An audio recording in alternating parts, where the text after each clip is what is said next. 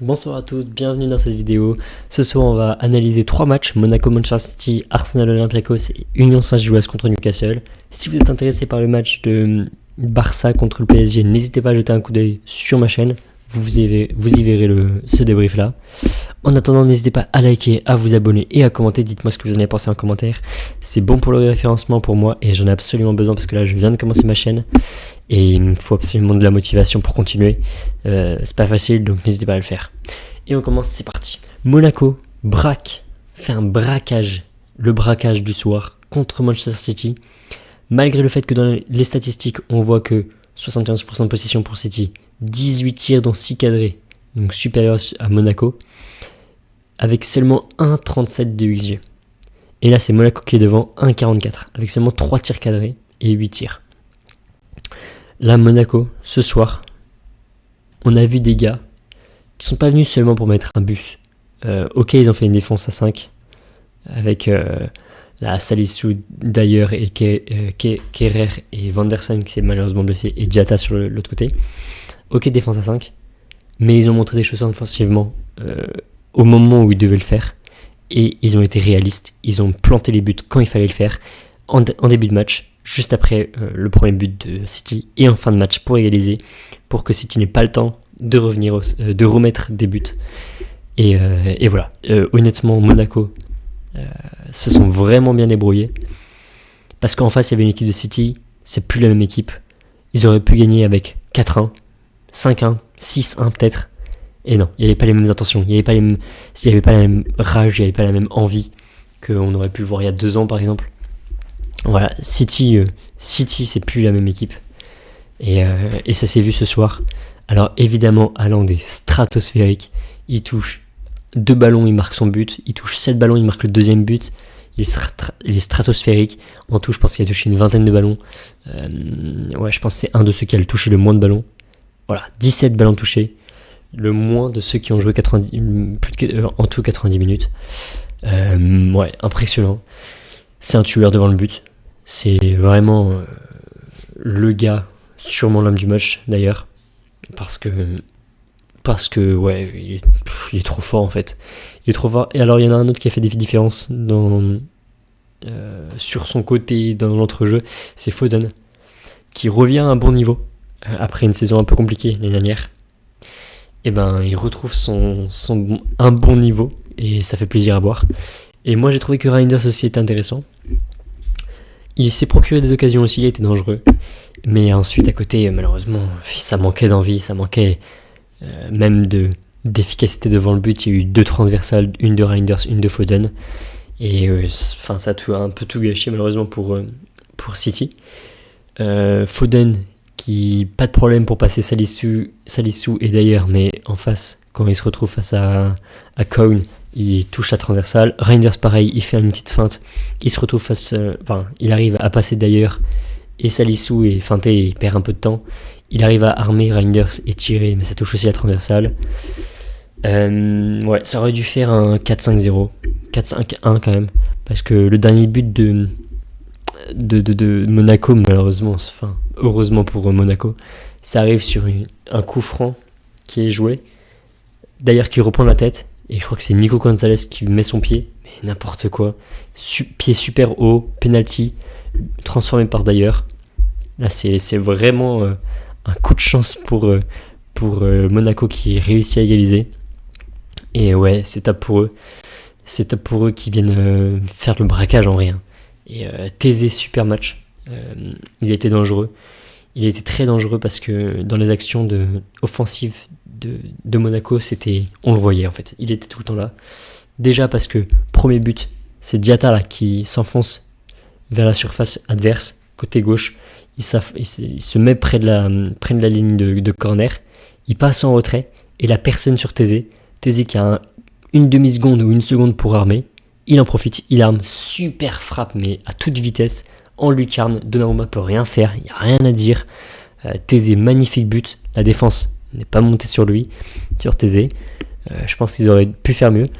Je pense qu'ils auraient dû monter et ne pas laisser l'espace à Thésée, qui a eu le temps d'armer sa frappe. Et c'était une frappe impressionnante. Ça a fait 1-1 parce que à ce moment-là, Haaland venait de marquer 3 minutes avant. Et ouais, fin de match, penalty d'ailleurs qui se prend le pied de Nico Gonzalez et qui marque ensuite son penalty. Les buts d'Haaland, la première but d'Haaland, ça vient d'une action de... Alors attendez, ça arrive très tôt dans le match en plus. C'est tous les joueurs à l'arrêt. C'est une séquence assez étonnante. Tous les joueurs à l'arrêt dans la surface, dans la partie de terrain de Monaco. C'est pas de construction. Il y a Gvardiol, je vous assure, hein, Gvardiol est là, à l'arrêt. Et là, il voit Haaland commencer une petite course. Et il fait une petite passe en cloche. Dans la course d'Haaland. Haaland qui s'infiltre entre Salisu et d'ailleurs. Il lobe Cohn et but 1-0. Ensuite, du coup, 1-1 avec le but de Thésée. Et ensuite, donc Haaland qui viendra marquer son doublé. C'est en gros, côté gauche, Foden et Doku qui fixent. Parce qu'à eux deux, ils sont obligés d'avoir 2 défenseurs sur eux. Ils se font quelques passes. Il y a 4 défenseurs autour d'eux. Ce qui libère de l'espace pour O'Reilly, qui lui était monté. O'Reilly qui l'a. Il reçoit la balle de passe de Foden. O'Reilly a le temps de centrer. Personne sur lui. Il attend de centrer. Haaland, il passe devant Salisu. Il marque. Je pense que Salisu aurait pu faire mieux aussi dans ce match. Et but de Haaland. Et ça fait 2-1. Et ça pourrait faire beaucoup plus parce que Reinders touche la transversale, Foden touche la transversale. Mais voilà. Finalement, Monaco revient dans le match. Monaco avait de l'envie quand il a fallu. Ils y sont allés. Akliouche a eu une bonne action d'ailleurs. Donnarumma se plonge bien et sur le côté droit. Akliouche arrive à bien percer là, ce côté-là. Et là, il tire et Donnarumma s'allonge bien rapidement et il contrôle la balle. Mais ouais, top match de Monaco. Enfin, pas top match, mais top envie, j'ai envie de dire. Dans les intentions, donc ouais. Ils prennent le point contre un City qui aurait dû avoir les 3 points. Mais c'est comme ça.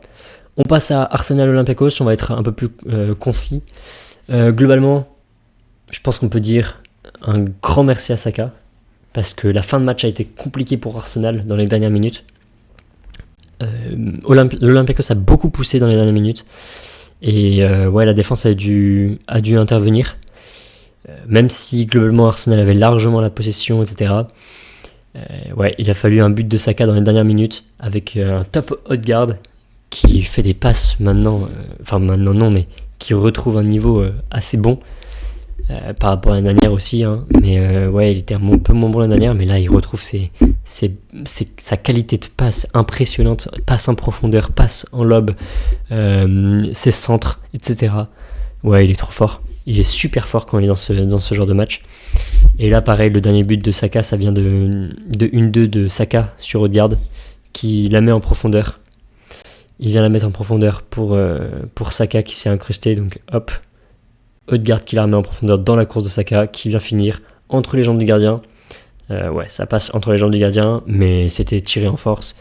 Saka qui n'était pas titulaire au début de match avec Eze, notamment, mais ouais, il vient sauver son équipe. Quand même, le premier but vient aussi de Odegaard d'ailleurs, qui fait une très longue passe, mais une très belle aussi, pour Gyökeres, qui s'impose physiquement entre 2 défenseurs. Il s'impose physiquement, il avance avec le ballon, il arrive à tirer, ça passe le gardien, Tsolakis, mais ça touche le poteau. Heureusement, Martinelli a bien suivi. Il attend de voir s'il va la mettre ou pas. Ça touche le poteau, il voit que ça touche le poteau, il met son pied pour que ça rentre dans le but. Mais ouais, il a été correct, il aurait pu mettre le ballon directement, je pense, dans le but et se faire 1-0. Mais il a été correct pour voir si Gyökeres pouvait mettre son but. Ouais, Gyökeres un peu plus intéressant que les autres matchs, mais c'est compliqué encore. C'est compliqué. Toujours bon physiquement, etc.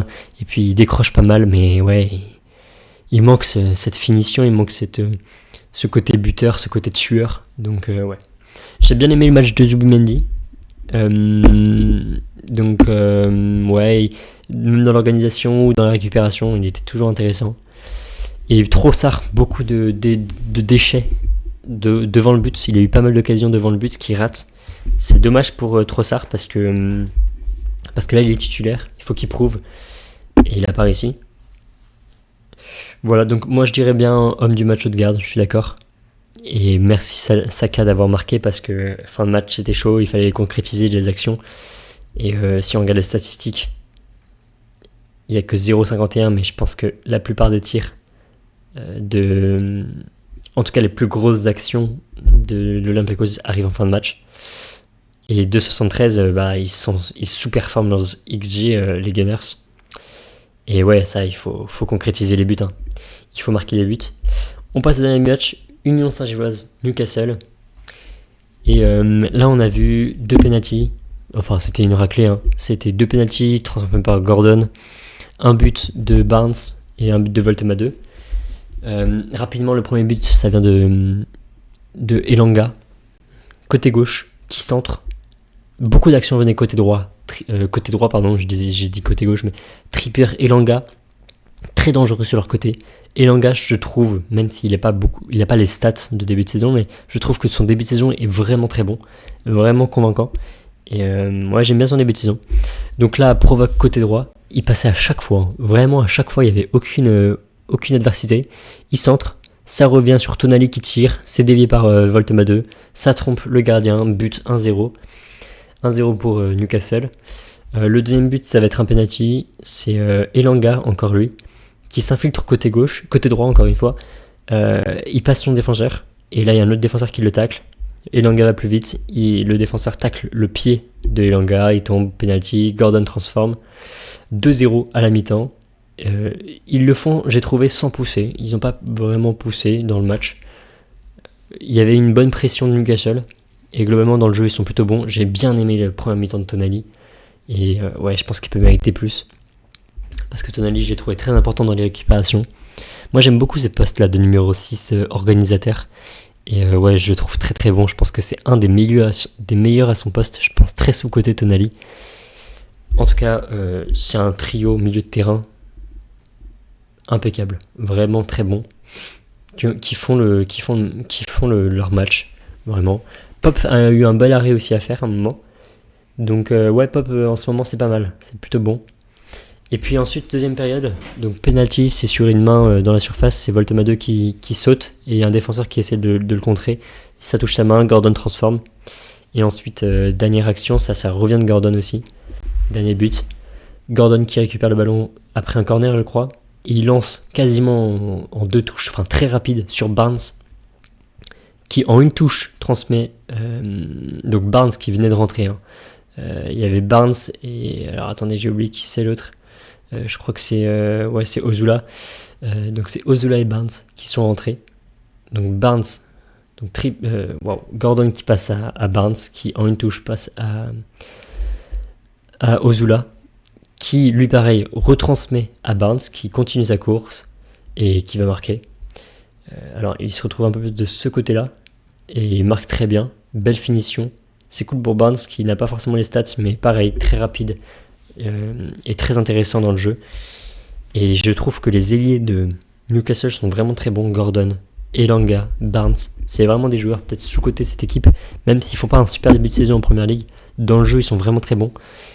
Et ouais, j'aime beaucoup cette équipe. Je pense qu'il manque juste quelque chose peut-être dans la finition. Mais sinon, les ailiers sont super bons. Et là, on a vu dans le match que côté droit, Trippier et Elanga, ça provoque. Et ouais, si c'est pas Gordon, l'homme du match, je mettrais peut-être Elanga. Parce que honnêtement, Elanga, il était top. Et j'ai beaucoup aimé Tonali aussi dans ce match. Voilà les gars, on va s'arrêter là. Si vous avez kiffé, n'hésitez pas à liker, à vous abonner et à commenter. Et on se retrouve très vite. On se dit à très vite.